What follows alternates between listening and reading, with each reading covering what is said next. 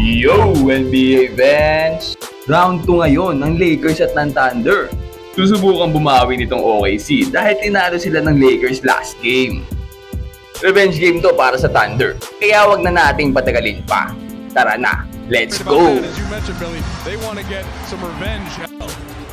First quarter pa lang, nagpamalas na ng matinding shooting ang Lakers at ang Thunder. Pinapatunayan kung bakit sila number 1 and number 3 seed. Wide open, Dorian Finney-Smith. 5% from both the floor and from 3. Lou Dort. Alexander trying to wind his way in. Fly by. Holmgren on his way. 9 for his last 12 over the 2+ games. Finney-Smith now from the right side. Holmgren missed 39 games earlier this season. They let LeBron come into the key. Now it's Austin's turn. Magbibindes dito ang 3-point attempt ni SGA, pero buti ano si J-Dub. What a nice follow-up dunk!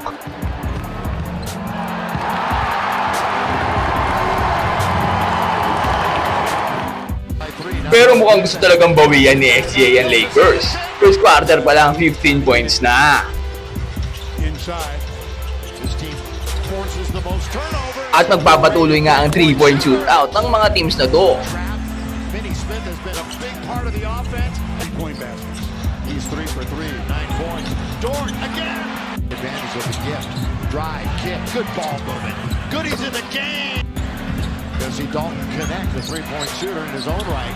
In a moment, Gilgeous-Alexander. The lead. Yeah, after giving up so many easy buckets. Now it's Goodwin looking for his second 3. Series. Holmgren 3. Gotta get a bounce and does. He got a couple. Napakaganda ng cut dito ni MVP frontrunner SGA.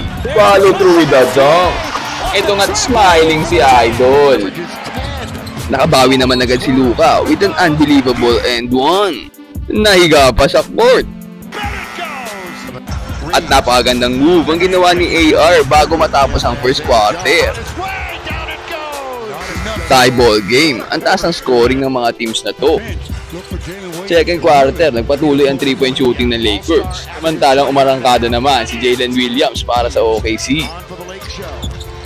Williams stops in the lane, pulls up and has it from to the rim. Cannot. Now it's Holmgren spinning. Back out for Williams. Here's the guy you're talking about still. From 3. And tonight, he just missed 1. Williams. And here goes another 3 into the air. Ang ganda ng nilalaro ng mga teams na to. Pero isa sa naging problema ng Lakers ay ang kanilang turnover. Magkakasunod na turnover dito ang Lakers. Wallace all the way. The basket. Here in this contest and the Lakers turn it over. Outside and who else but Vando keeps it alive. Then LeBron throws it right to Caruso. Here comes Williams. Lake show. See if they can show some composure right here. Goodwin. LeBron interior pass. Blocked by Holmgren. Again, it's out and thrown away. Caruso. Here he goes. Timeout. JJ in the lane. Napa-timeout bigla si Redick. Pero walang nagawa ang timeout dahil si SGA naman ang uminit. Gilgeous-Alexander. Gilgeous-Alexander. Gonna try it again. 20 already. Grabe si MVP, parang board na board. Dinagdagan pa yan ng 2 3-pointers ng OKC bago matapos ang second quarter. Second quarter pa lang ay 80-72 na ang score in favor of OKC. Grabe namang scoring yan. Kasi naman first half pa lang, meron na silang 15 3-point made. At 33 field goals made naman para sa OKC. Pero lamang pa rin ng OKC dahil nga dito sa turnover ng Lakers. 12 turnovers at nagresulta yan sa 20 points para dito sa Thunder. Third quarter ay muling mabubuhayan itong Lakers ng magandang pasa sa ilalim kay Hayes. At 2 tres mula kay LeBron.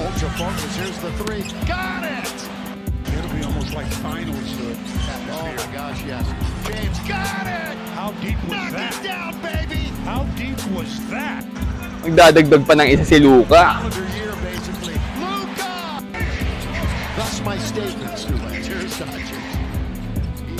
Isama mo pa dyan ang matinding hustle play si Vanderbilt.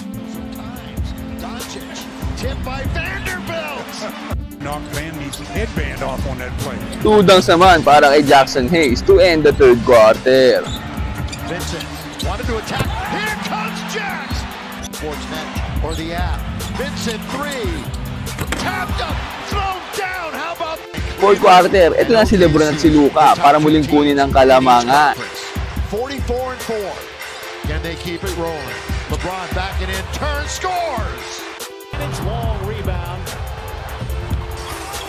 And James. That knee management. Difficult shot dito para kay Luka, pero hindi inaasahan ang susunod na mangyayari. Got the switch, he won it again. Hartenstein. Luka's thrown out of the game. Oh no. Luka just got thrown out. There you go. Second technical. Doncic is gone. Luka makes this shot, and I guess one of the At fans in ayun, the first row ejected si Luka. Minura kasi ni Luka ang fan. Akala ng referee ay siya yung minumura. Kaya nabigyan dito ng second technical si Luka eh. Pero dapat wala naman. Lagi naman nagtatrash talkan ng fans at ng players. Medyo pinersonal lang ng referee. Thrown out tuloy. After nga niyan ay magkakasunod na pangit na technical and fouls ang tinawag sa Lakers. Now Vandy gets a technical Oh man. to the game. Oh yeah. They may have been given leeway, you know. Yeah. Here's Reeves, take it away. Oh, they're gonna call a foul from way out on the... Parang nawala dito sa laruan Lakers after nito. At nasaktuhan pang biglang init ulit ng OKC. Dalawang sunod si Caruso. At magte-take over na rin dito si SGA. Here.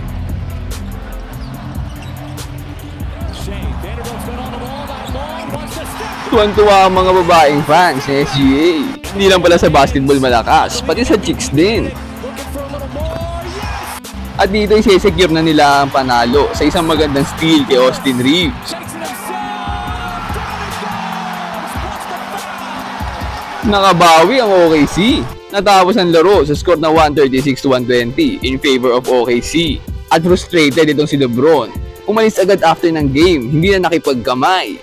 Nakapagtala ito si LeBron James ng 28 points. Samantalang 42 naman para dito kay SGA. Napakaganda ng laban na to. Sayang lang at na-eject si Luka. Hindi ako Lakers fans pero hindi ako agree sa naging tawag ng referee. Pero kayo ba? Tingin nyo ba ay tama lang ang pagkaka-eject dito kay Luka? Comment down below and mag-subscribe ka na rin sa ating channel para lagi kang updated sa mga latest NBA happenings.